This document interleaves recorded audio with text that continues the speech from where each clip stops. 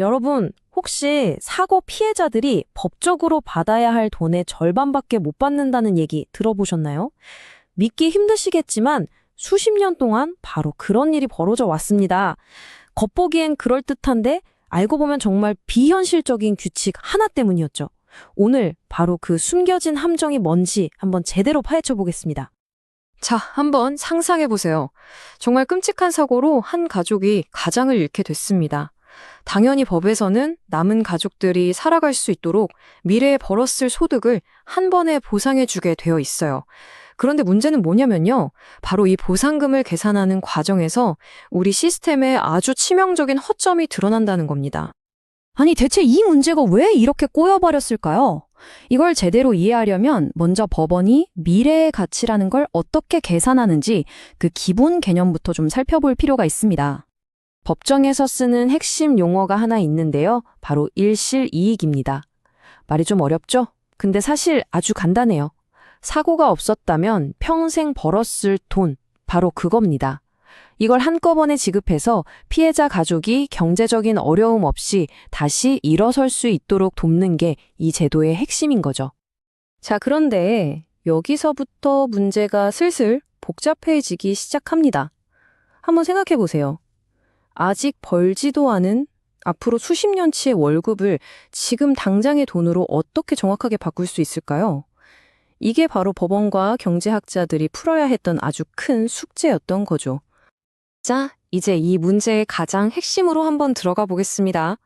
모든 걸 엉망으로 만든 법원에 아주 오래된 규칙이 하나 있거든요. 그 실체가 뭔지 지금부터 확인해 보시죠.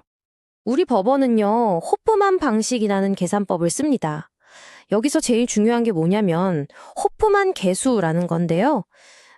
이건 그냥 미래의 돈 가치를 지금 가치로 바꿔주는 일종의 할인율이라고 생각하시면 쉬워요.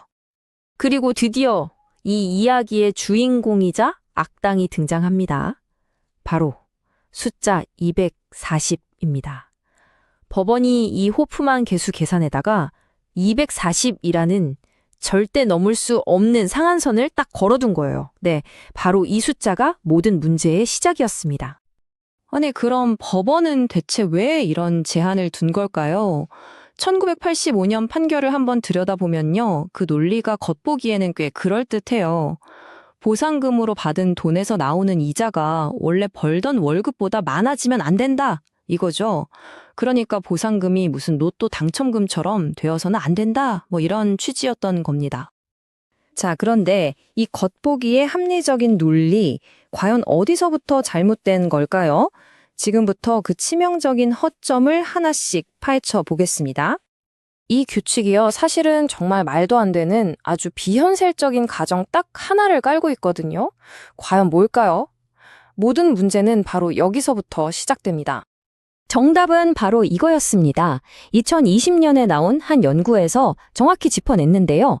이 계산법은 한마디로 소득액이 사고가 난 그 시점 그대로 영원히 변하지 않는다는 아주 비현실적인 가정을 하고 있다는 겁니다. 쉽게 말해서요. 월급도 안 오르고 물가도 안 오르는 그런 세상이 있다고 믿는 거죠. 현실에선 있을 수 없는 일이잖아요. 이 그래프를 보시면 한눈에 이해가 되실 겁니다. 왼쪽에 있는 평평한 선, 이게 바로 법원의 가정이에요. 수십 년 동안 월급이 한 푼도 안 오르는 세상이죠. 그리고 오른쪽, 이게 바로 우리가 사는 현실입니다. 물가도 오르고 경력도 쌓이면 월급은 당연히 올라가잖아요. 법원은 이 너무나도 명백한 현실을 그냥 외면하고 있었던 겁니다. 그리고 이 표를 보시면 정말 기가 막힙니다. 이게 결정타예요. 1985년에 월급이 100만 원이었다고 쳐보죠. 다른 거 다 빼고요. 딱 물가 상승률만 반영해도 2019년에는 그 가치가 거의 340만 원이 됩니다. 법원의 가정이 얼마나 현실과 동떨어져 있는지 이 숫자 하나가 모든 걸 말해주고 있죠. 자, 그렇다면 이 잘못된 계산법이 피해자 가족들에게는 실제로 어떤 의미일까요?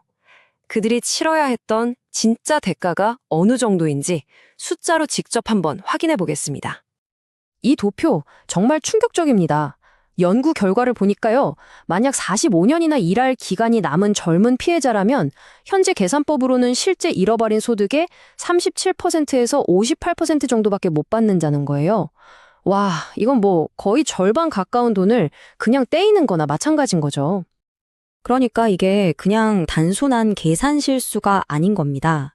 앞으로 살아갈 날이, 일할 날이 더 많이 남은 사람일수록 더 큰 손해를 보도록 설계된 아주 구조적으로 불공정한 시스템인 거죠.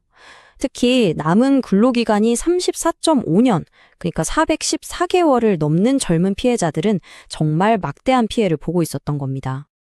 아, 그럼 이 엉터리 같은 낡은 공식을 대체 어떻게 바꿔야 할까요? 다행히도 경제학에 기반한 훨씬 더 상식적이고 합리적인 해결책들이 있습니다. 연구에서는 몇 가지 개선 방안을 제시하고 있는데요. 자, 일단 가장 시급하고 간단한 건 말도 안 되는 240이라는 상한선을 그냥 없애버리는 겁니다. 거기서 한 발 더 나아가서 임금 상승률을 제대로 계산에 넣는 방법도 있겠죠. 하지만 가장 합리적이고 근본적인 해결책으로 제시된 건 바로 완전 상쇄라는 새로운 방식입니다. 이 완전 상쇄 방식이라는 게 뭐냐면요. 아주 명쾌한 경제 원칙에서 출발해요. 장기적으로 길게 보면요. 돈을 굴려서 얻는 이자율이랑 월급이 오르는 상승률이 결국 비슷해져서 서로 퉁 쳐진다고 보는 겁니다. 쌤쌤이 되는 거죠. 어때요? 이 복잡한 문제를 정말 우아하게 풀어내지 않나요? 그래서 이 원칙을 적용하면요, 계산법이 놀라울 정도로 간단하고 상식적으로 바뀝니다. 바로 사고 당시 마지막 월 소득에다가 남은 근로개월 수를 그냥 곱하면 끝. 이게 다예요. 복잡한 할인율 계산 같은 거 없이도 훨씬 더 공정하고 현실적인 보상이 가능해지는 겁니다. 자, 오늘 이야기를 마무리하면서 이 질문을 한번 던져보고 싶습니다. 경제 현실은 이렇게나 명백하게 바뀌었는데 왜 우리의 법은 수십 년 전에 그 낡은 가정에서 한 발짝도 나아가지 못하고 있는 걸까요? 이건 단순히 계산 공식 하나만의 문제가 아닙니다. 빠르게 변하는 현실을 법이 과연 어떻게 따라가야 하는가에 대한 훨씬 더 근본적인 질문을 우리 모두에게 던지고 있습니다.